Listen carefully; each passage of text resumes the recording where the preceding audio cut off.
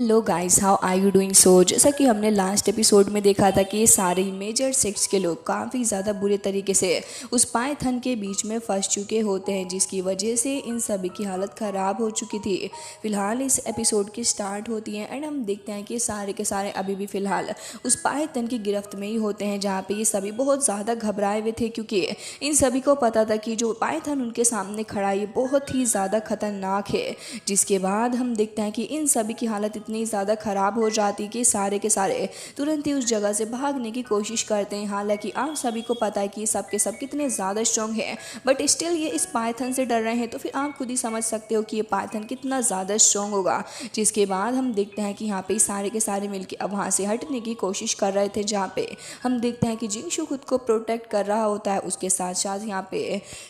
फेंगशान temple के भी ये दोनों ही वॉरियर्स खुद को बचाने की पूरी कोशिश कर रहे होते हैं, लेकिन अनफॉर्चुनेटली उस लड़की का हाथ छूट जाता है। लेकिन तभी हम देखते हैं कि यहाँ पे ब्रदर, यहाँ पे शाओ तुरंत ही आगे बढ़ता है उस लड़की की हेल्प करने के लिए, क्योंकि वो उस लड़की को तो ऐसे जाने नहीं दे सकता था, जिसकी वजह से वो उसके पीछे पीछे तुरंत ही चला जाता है और फिर उसके बाद उसे पकड़ लेता है। अब शाओ को भी देखते हैं, जो कि टोर्नेडोज़ के बीच में काफ़ी ज़्यादा बुरे तरीके से फंस चुका था, बल्कि टोर्नेडोज़ के साथ यहाँ पे हमें काफ़ी सारे बड़े बड़े वुड के पीसेस भी देखने को मिलते हैं, जिसकी वजह से इन सभी को अपने डायरेक्शन में आगे बढ़ने के लिए काफ़ी ज़्यादा प्रॉब्लम का सामना भी करना पड़ रहा होता है। उसके साथ ही हम देखते हैं कि सीनियर लू भी यहाँ पे काफ़ी ज़्यादा स्ट्रगल कर रही होती है एंड वो भी नहीं समझ पा रही थी कि आखिर कैसे इस जगह से बाहर निकल के जाया जाए। जिसके बाद अब हम देखते हैं उस पाइथन को, जो कि काफ़ी ज़्यादा बड़ा था, एंड हम देखते हैं कि सीनियर लू यहाँ पे यही सोच रही होती है कि अगर किसी तरीके से इस पाइथन को मारा जा सके तो ये काफ़ी ज़्यादा सही हो जाएगा, क्योंकि ये पाइथन काफ़ी ज़्यादा स्ट्रॉन्ग है एंड हो सकता है कि इस समय काफ़ी कुछ हासिल भी हो जाए। लेकिन तभी हम देखते हैं कि यहाँ पे उसकी हालत भी ख़राब हो चुकी थी, क्योंकि यहाँ पे एक तो विंड इतनी ज़्यादा होती है जिसकी वजह से वो ढंग से फोकस नहीं कर पा रही थी एंड वो तुरंत ही उस जगह पे गिर जाती है। एंड हम देखते हैं कि उसके साथ साथ वहाँ पे एक और लड़का भी होता है, जिसकी हालत और भी ज़्यादा ख़राब हो चुकी थी, बल्कि उससे तो ढंग से खड़ा भी नहीं हुआ जा रहा होता एंड वो यही सोच रहा होता है कि अब आगे क्या करना है। तो हम देखते हैं कि यहाँ पे मोंक उसे कह रहे होते हैं कि ब्रदर, मुझे लगता है कि हम भटक चुके हैं। तभी वो कह रहा होता है कि तुमने भी इस बारे में बिल्कुल सही कहा, मुझे भी यही लग रहा है, लेकिन अब आगे करना क्या है। तो वो मोंक उसे इशारे से मना करता है, जिसके बाद वो काफ़ी ज़्यादा कंफ्यूज हो गया था एंड वो समझ चुका था कि अब वो यहाँ पे ट्रैप हो चुके हैं और अगर उन्हें इस जगह से बाहर निकलना है तो फिर काफ़ी ज़्यादा प्रॉब्लम का सामना उन्हें करना पड़ेगा इस जगह से बाहर निकलने के लिए। एंड उसके बाद वो धीरे धीरे करके खुद को संभाल भी रहा होता है, लेकिन तभी यहाँ पे एंट्री हो जाती है अपने घोस्ट किंग की, जो कि फिलहाल इन टोर्नेडोज़ के बीच में से काफ़ी ज़्यादा स्वैग के साथ निकलता हुआ जा रहा होता है। लेकिन ये टोर्नेडोज़ अपने आप में बहुत ही ज़्यादा खतरनाक भी हैं। फिलहाल तो हम देखते हैं कि यहाँ पे शाओफेंग काफ़ी ज़्यादा स्पीड के साथ में ऐसे ही आगे बढ़ता जा रहा होता है, लेकिन मंकी उसे सतर्क करता जा रहा था कि ज़रा ध्यान से, क्योंकि ये टोर्नेडो सिर्फ अपनी जगह पर रुके हुए नहीं थे, बल्कि अपनी डायरेक्शन को लगातार चेंज करते जा रहे होते हैं, जिसकी वजह से इन तीनों मेजर सेक्ट्स के लोगों को प्रॉब्लम आ रही थी इस जगह से बाहर निकलने के लिए। क्योंकि अगर ये टोर्नेडोज एक जगह पे ही खड़े रहेंगे तो फिर इतनी ज़्यादा प्रॉब्लम नहीं होगी इस जगह से निकलने के लिए, लेकिन जब तक ये मूव करते जाएंगे तब तक बाहर निकलना या फिर बाहर का रास्ता देखना काफ़ी ज़्यादा मुश्किल होने वाला है। जिसके साथ साथ हम देखते हैं कि अपना घोस्ट किंग तो एक बैरियर बना लेता है ताकि उसी शील्ड के अंदर रह के वो खुद को प्रोटेक्ट कर सके और आगे भी बढ़ सके। जिसके बाद हम देखते हैं कि वो तुरंत उसके बाद अपनी दोनों ही पावर्स को कंबाइन करने लग जाता है एंड एनर्जी को क्रिएट करने लग गया था। मंकी भी उसको देख रहा होता है। साथ साथ हम देखते हैं कि वो काफ़ी ज़्यादा सुप्रीम तरीके की एक यिन एंड यैन फॉर्मेशन को एक्टिवेट कर लेता है ताकि वो खुद को एंड मंकी को बचा पाए। जिसके बाद हम देखते हैं कि वो फॉर्मेशन धीरे धीरे करके एक्टिवेट होने लग गई थी एंड वो फॉर्मेशन काफ़ी ज़्यादा डायरेक्शन के अंदर फैलती हुई जा रही होती है। जिसके साथ साथ हम देखते हैं कि यहाँ पे वो अपनी स्टिक का भी इस्तेमाल कर रहा था एंड तभी हम देखते हैं कि यहाँ पे वो बॉल थोड़ा ऊपर की ओर चला गया था। अब यहाँ पे घोस्ट किंग ने डिसाइड कर लिया था कि अगर वो ऐसे ही यहाँ पे रहेगा तो हो सकता है कि टोर्नेडोज आगे बढ़ने में उसका काफ़ी ज़्यादा बुरा तरीके का हाल कर दें एंड उसका वक्त भी बर्बाद हो। जिसकी वजह से वो ये भी समझ चुका था कि ये जो मियाज़मा एंड टोर्नेडोज़ के अंदर मौजूद है ये भी काफ़ी ज़्यादा खतरनाक है। एंड मोंकी को भी देखते हैं जो जिसकी हालत इतनी ज़्यादा ख़राब हो चुकी थी कि उसको भी काफ़ी ज़्यादा इचिंग भी हो रही होती है। इसके साथ साथ यहाँ पे अब वो भी यही नोटिस कर रहा होता है कि सडनली क्या हुआ, लेकिन तभी हम देखते हैं कि मंकी यहाँ पे बहुत बुरे तरीके से डर जाता है एंड यहाँ पे हम देखते हैं कि यहाँ पे वही पाइथन आ चुका था, जिसे देख के कुछ देर के लिए अपना घोस्ट किंग भी थोड़ा हैरान हो गया था क्योंकि उसने एक्सपेक्ट नहीं किया था कि सडनली ये उसके सामने आ जाएगा। फिलहाल अब जब वो उसके सामने आ ही चुका है तो मंकी की तो हालत ख़राब हो जाती है। बेचारा इधर आधर देखने लग गया था कि आखिर खुद को प्रोटेक्ट करा कैसे जाएगा। फिलहाल तो हम देखते हैं घोस्ट किंग को, जो कि अभी टोर्नेडोज़ के चक्कर में ढंग से तो नहीं समझ पा रहा था कि उसके सामने आखिर है क्या, बट उस सब के बावजूद भी वो समझ तो चुका होता है कि जो भी उसके सामने है बहुत ही ज़्यादा खतरनाक है। फिलहाल तो वो पाइथन काफ़ी ज़्यादा बौखला रहा होता एंड वो हर जगह इस मियाज़मा से टकराते हुए आगे बढ़ रहा था। जिसके बाद यहाँ पे घोस्ट किंग कह रहा था कि क्यों ना मैं इस पाइथन का ही पीछा करूँ, हो सकता है कि मुझे भी इस जगह से बाहर निकलने के लिए कोई डायरेक्शन मिल ही जाए, और अगर इसने मुझे हर्ट करने की कोशिश तो मैं उसी वक्त इसको ख़त्म कर दूंगा। जिसके बाद वो उसी डायरेक्शन की ओर आगे बढ़ने लग जाता है। तभी हम देखते हैं कि ईगल को, जो कि फ़िलहाल ऐसे ही आगे बढ़ रहा होता है एंड वो नोटिस कर रहा था इस खंडर बड़ी जगह को, जहाँ पे हमें एक लिजर्ड भी देखने को मिलती है जिसे वो तुरंत ही मार डालता है। फिलहाल तो हम देखते हैं कि यहाँ पे एंट्री हो जाती है अपने जिंगशू की, जो कि फ़िलहाल अब आगे बढ़ रहा होता है क्योंकि इन टोर्नेडोज़ की वजह से ये सारे के सारे लोग बहुत ही बुरे तरीके से अलग हो चुके हैं एंड इनको ये नहीं समझ में आ रहा है कि आखिर उस ट्रीज़र को ढूंढने के लिए इन्हें किस डायरेक्शन में जाना चाहिए एंड कौन सा डायरेक्शन बिल्कुल ही सही होगा उस ट्रीज़र के लिए। जिसके बाद हम देखते हैं कि जिंगशू ऐसे ट्रीज़र ढूंढने के लिए लगातार आगे बढ़ता जा रहा था, लेकिन अब फिलहाल वो भी थोड़ी बहुत कन्फ्यूजन में तो होता ही है क्योंकि अगर कोई उसके साथ होता तो ज़्यादा सही रहता। फिलहाल तो हम देखते हैं कि वो उसी ईगल से टकरा जाता है, लेकिन फिर भी अपने डायरेक्शन को बदलते वो लगातार वहाँ से निकलने की कोशिश कर रहा था। लेकिन हम देखते हैं कि वो ईगल तो उसके पीछे ही पड़ गया था, बल्कि उसे वहाँ से जाने ही नहीं दे रहा होता। तो जिंगशू फिर आगे बढ़ता है, फिर हम देखते हैं कि ट्री के अंदर ही वो फंस चुका था। लेकिन तभी यहाँ पे पीछे से काफ़ी ज़्यादा पावरफुल पॉइजनस स्नेक आ रहा होता है, जो कि अब आगे बढ़ते हुए उसको ऑलमोस्ट करने ही वाला था। लेकिन तभी हम देखते हैं कि जिंगशू अपनी पावरफुल स्पीड के साथ में उसे तभी वहाँ पे ख़त्म कर देता है। फिलहाल तो वहाँ पे पॉइजन फैलने लग गया था, तो जिंगशू वहाँ से तुरंत ही आगे की तरफ को बढ़ने लग जाता है एंड हम देखते हैं यहाँ पे सीन कट हो गया था। और उसके बाद हम यहाँ पे श्याओ को देखते हैं, जो कि उसी फेंगशियान टेम्पल की लड़की को प्रोटेक्ट कर रहा होता है। वो लोग भी उसी फॉरेस्ट के अंदर फंसे हुए थे एंड ये फॉरेस्ट अपने आप में काफ़ी बड़ा डिजास्टर है एंड हम देखते हैं कि यहाँ पे एक पॉइजनस स्कॉर्पियो भी आ जाता है, जिसको उसने पहले ही भाप लिया था। तो वो तुरंत ही उस लड़की को हटाता है वहाँ से और उसके बाद फिर अपनी सोर्ड का इस्तेमाल करते हुए उस स्कॉर्पियो को वहीं पे ख़त्म कर देता है। लेकिन उसका ये करना था कि हम देखते हैं कि उसकी डेथ होने के बाद तुरंत ही वहाँ पे ढेर सारे स्कॉर्पियोज यानी स्नेक्स भी आ जाते हैं। तो ये दोनों ही अब अपनी पावर को कंबाइन करने के साथ साथ अब साथ में लग चुके थे फाइट करने के लिए एंड हम देखते हैं कि काफ़ी अच्छे से दोनों मिलके डील कर रहे होते हैं, जहाँ पे दोनों ने ही एक दूसरे की पावर को अच्छे से समझ लिया था। अब ये लगातार आगे बढ़ रहे होते हैं एंड हम देखते हैं कि एनिमल्स इनको काफ़ी ज़्यादा बुरे तरीके से हर्ट करने की कोशिश कर रहे थे, बट अल्टीमेटली उन्होंने उसे मार ही दिया होता है। जिसके बाद हम देखते हैं कि यहाँ पे श्याओ कह रहा था कि सिस्टर आप ठीक तो हैं। तभी वो कह रही होती है कि ऑफ कोर्स मैं ठीक ही हूँ, लेकिन अगर आपने मेरा साथ न दिया होता तो हो सकता था कि मैं हर्ट हो जाती। लेकिन तभी श्याओ से कहता है कि ऐसी कोई भी बात नहीं है, मुझे लगता है कि अब हमें दूसरे डायरेक्शन की तरफ आगे बढ़ना चाहिए। लेकिन तभी हम देखते हैं कि यहाँ पे रेन होने लग जाती है, जिसे वो अपने हाथ का इस्तेमाल करते हुए देख रहा होता है। तो यहाँ पे तभी वो लड़की उसे कहती है कि ऐसा लग रहा है कि रात काफ़ी ज़्यादा करीब है हमारे, हमें जल्द से जल्द यहाँ से निकलना होगा, नहीं तो फंस जाएंगे। जिसके बाद यहाँ पे वो भी कह रहा होता है कि अगर ऐसी बात है तो फिर ठीक है, आप भी अपने डायरेक्शन में चली जाइए एंड मैं भी यहाँ से जा रहा हूँ। तभी हम देखते हैं कि वो उसके पीछे पीछे ही आने लग गई थी, क्योंकि उसे भी ढंग से डायरेक्शन का कुछ पता था नहीं। जिसके बाद हम अपने घोस्ट किंग को ही देखते हैं, जो कि फिलहाल आगे बढ़ता जा रहा होता है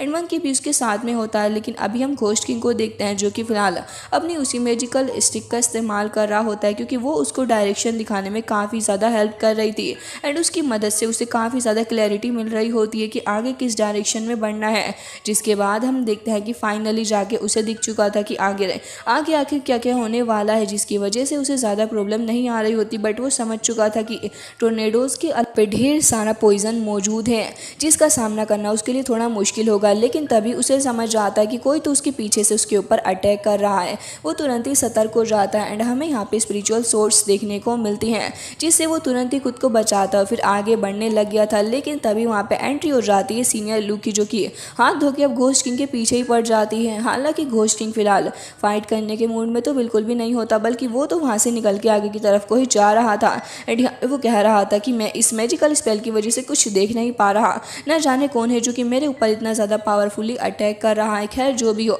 मैं उससे बाद में निबट निपट लूँगा, लेकिन फ़िलहाल तो मुझे श्रीज़र की तरफ को ही आगे बढ़ना चाहिए। लेकिन सीनियर लू भी कहाँ ही बाज आ रही थी, वो तो लगातार आगे बढ़ते हुए उसके ऊपर अटैक कर रही होती है। एंड उसे देख के लग नहीं रहा था कि वो चाहती है कि घोस्ट किंग आगे बढ़े। हालांकि वो अपनी विल के हिसाब से तो ऐसा बिल्कुल भी नहीं कर रही, जहाँ तक मुझे ऐसा लगता है। जिसके बाद हम देखते हैं कि अपने घोस्ट किंग की भी सब्र की इंतहा हो चुकी होती है। हालांकि वो कब तक ही उसको टॉलरेट करता है, जिसकी वजह से वो तुरंत ही अपनी स्टिक लेता है और उसके बाद अपनी स्टिक का इस्तेमाल करते हुए अटैक करने वाला था। सीनियर लू को भी देखते हैं, जो कि पहले ही काफ़ी ज़्यादा स्ट्रॉन्ग अटैक कर चुकी होती है। एंड अब दोनों के ही अटैक्स आपस में टकराते हैं, तो हम देखते हैं कि यहाँ पे अपना घोस्ट किंग भी थोड़ा पीछे आके रुकता है एंड कह रहा था कि अच्छा आखिर ये कौन हो सकता है, मुझे लग रहा है कि ये लू है। जिसके बाद हम देखते हैं कि वो तुरंत ही उसकी नज़रों से ओझल होके और एक बार फिर से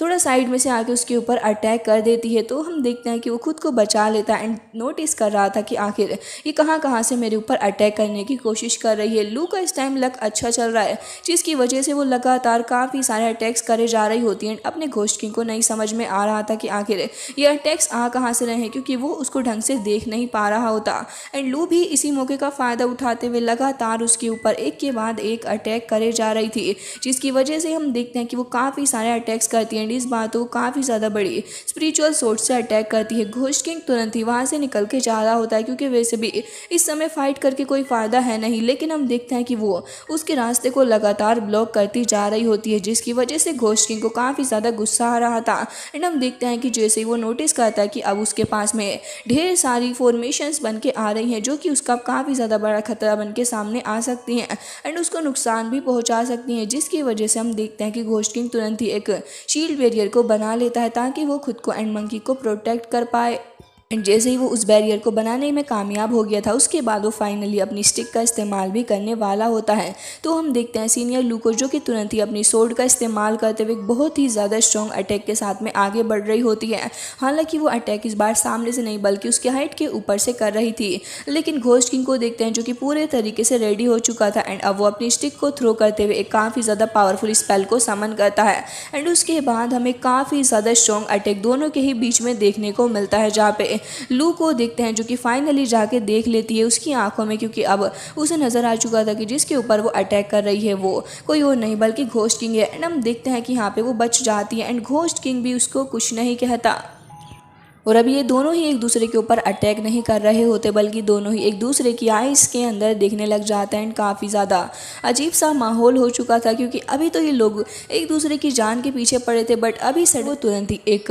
टहनी पे आके खड़ी हो जाती है बड़ी सी। एंड हम देखते हैं कि यहाँ पे वो काफ़ी ज़्यादा उदास भी लग रही थी घोस्ट किंग को इतने वक्त के बाद देखने के बाद, जिस वजह से यहाँ पे हम देखते हैं कि घोस्ट किंग भी काफ़ी ज़्यादा हैरान तो था ही। लेकिन सीनियर लू वो तो फिलहाल उसी की तरफ को देख रही होती है, बल्कि वो अपने इमोशन को कंट्रोल ही नहीं कर पा रही थी, जिसकी वजह से तुरंत ही अपनी सोर्ड को काफ़ी ज़्यादा टाइटली होल्ड कर लेती है एंड कह रही थी कि उम्मीद है कि हम लोग एक बार फिर से मिलेंगे एंड उम्मीद है कि एक बार मैं तुम्हारे ऊपर अटैक ज़रूर से करूँ। हालांकि मैं अपने दिल के हाथों मजबूर हूँ एंड ऐसा नहीं कर पा रही, लेकिन इसका मतलब ये नहीं है कि मैं तुम्हें छोड़ दूँगी। हालांकि ये मेरे लिए बहुत ही ज़्यादा मुश्किल भी है। जिसके बाद हम देखते हैं कि वो तुरंत ही अपना डायरेक्शन चेंज करते हुए वहाँ से चली जाती है, जबकि उसे पता है कि घोस्ट किंग तो अभी यहीं पर ही मौजूद है,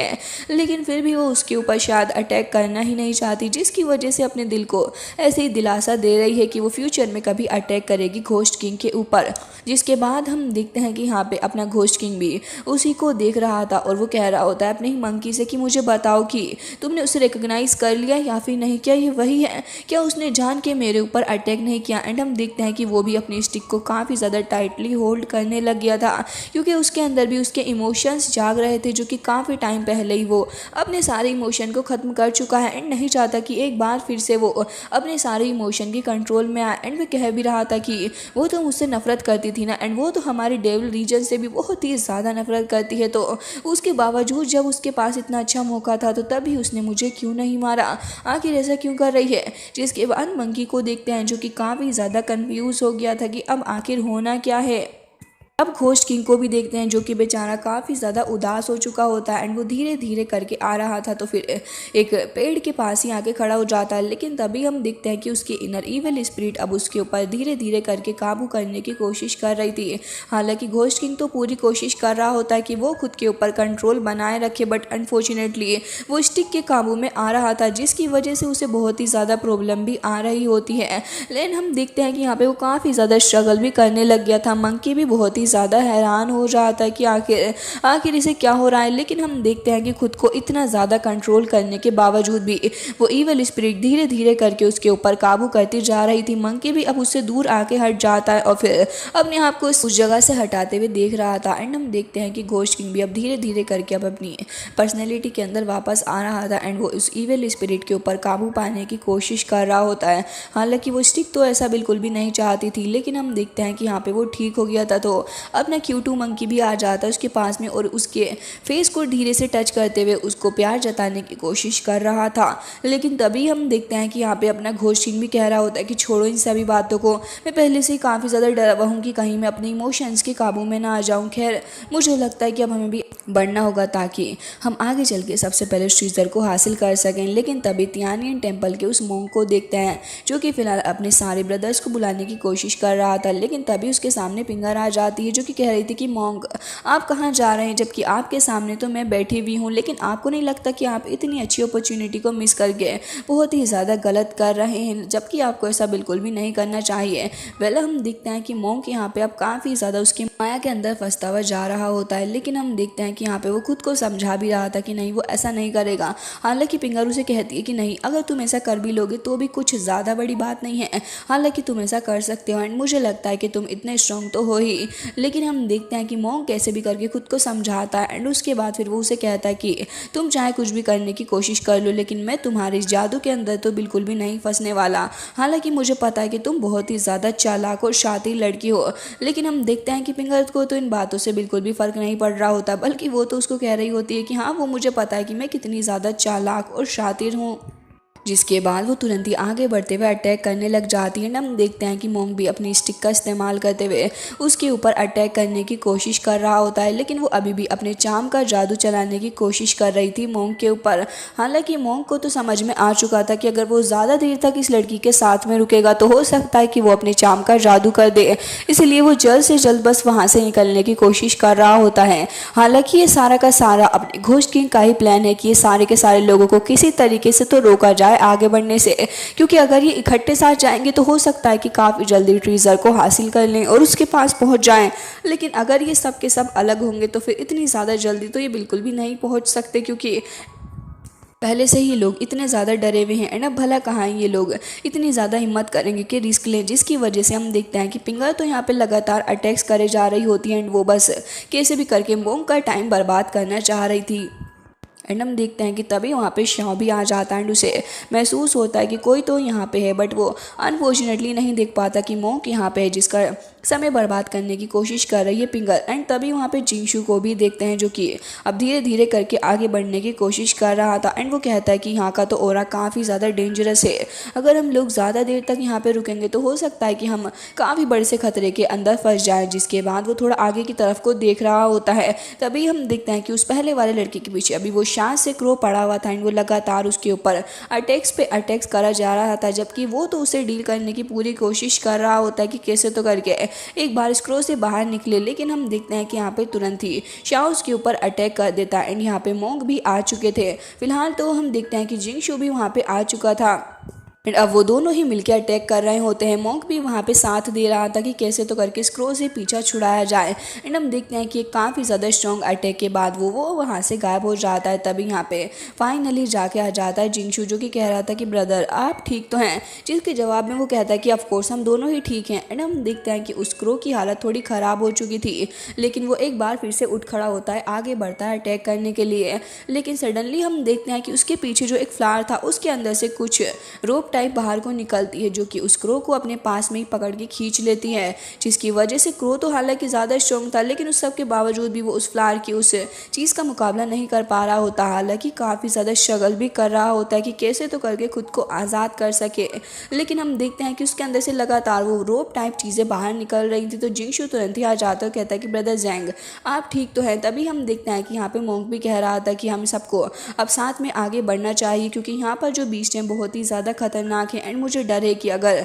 ऐसे ही सब कुछ चलता रहा तो हम लोग यहाँ पे बहुत ही बुरे तरीके से फंस सकते हैं और हो सकता है कि यहाँ से निकले बिना ही यहीं पे मर जाए एंड हमारी डेथ हो जाए। लेकिन तभी हम देखते हैं कि वो फ्लावर के अंदर से वही रोप टाइप चीज़ बाहर निकलती है, इन सभी के ऊपर अटैक कर देती है। हालांकि ये लोग काफ़ी ज़्यादा अवेयर थे तो तुरंत ही उससे पीछे को हट जाते हैं। तो यहाँ पे जिंगशू कहता है कि ये तो बहुत ही ज़्यादा खतरनाक था एंड उसके बाद फिर वो एक बार फिर से ज़ैंग की तरफ को देख रहा होता है लेकिन कुछ सोच के वहीं पे रुक जाता है, जिसके बाद ज़ैंग तो समझ चुका था कि यहाँ पे काफ़ी ऑकवर्ड सी सिचुएशन हो चुकी है, जिसकी वजह से वो सिचुएशन को ख़त्म करने के लिए कहता है कि अब तो हम तीनों के तीनों एक दूसरे से मिल ही चुके हैं तो क्यों ना अब हम बाकी के सारे ही लोगों को ढूंढ लें। जिसके बाद हम देखते हैं कि मोंग भी उसकी इस बात से एग्री कर रहे होते हैं। तो वो कहता है कि ठीक है ब्रदर, अब मुझे लगता है कि हमें आगे बढ़ना चाहिए। तो मोंग कह रहा है कि ब्रदर मुझे भी लगता है कि आप बिल्कुल सही कह रहे हैं, हमें जल्द से जल्द इस जगह से भागना होगा क्योंकि ये फ्लावर्स तो इतना ज़्यादा खतरनाक है कि उस क्रो को भी एक बार से ही निकल गया। जिसके बाद हम देखते हैं कि ज़ैंग कह रहा था कि ठीक है अब हमें चलना चाहिए। तो जिंगशू भी कहता है कि हाँ ठीक है चलो यहाँ से, एंड हम देखते हैं कि एक एक करके वो तीनों ही वहाँ से निकल जाते हैं। जिसके बाद हमें वो खतरनाक सा फ्लावर भी दिखाया जाता है। फिलहाल सीन कट हो गया था और उसके बाद हम अपने मोंकी को ही देखते हैं जो कि काफ़ी सारे फ्रूट्स को गैदर करा हुआ था। तो यहाँ पे घोस्ट किंग तुरंत ही उसको वहाँ से बचाते हुए लेकर जा रहा होता है क्योंकि उसे यहाँ पे किसी की प्रेजेंट का एहसास हो रहा था, जिसकी वजह से वो वहाँ से निकलने की पूरी कोशिश कर रहा होता है। लेकिन हम देखते हैं कि यहाँ पे अपना ब्रदर लिन आ जाता है जो कि फ़िलहाल अब आगे की तरफ को ही बढ़ रहा होता है, लेकिन उसे भी पता था कि कोई तो है जो कि उसका पीछा कर रहा है, जिसकी वजह काफ़ी ज़्यादा अवेयर हो गया था एंड वो अब अपने कदमों को काफ़ी ज़्यादा फूक फूक के रख रहा होता है।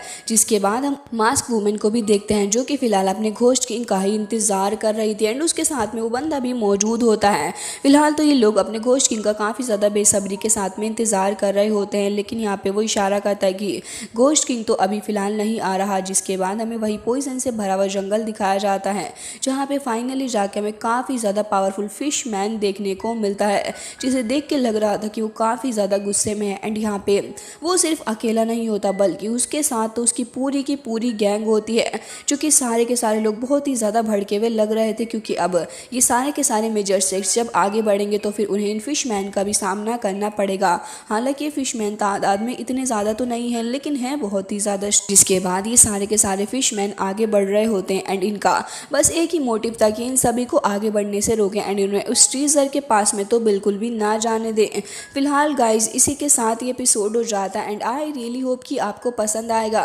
मिलते हैं नेक्स्ट वीडियो में, तब तक के लिए bye bye, take care of yourself and हाँ गाइस प्लीज़ हमारे चैनल को सब्सक्राइब ज़रूर से ही कर लीजिए।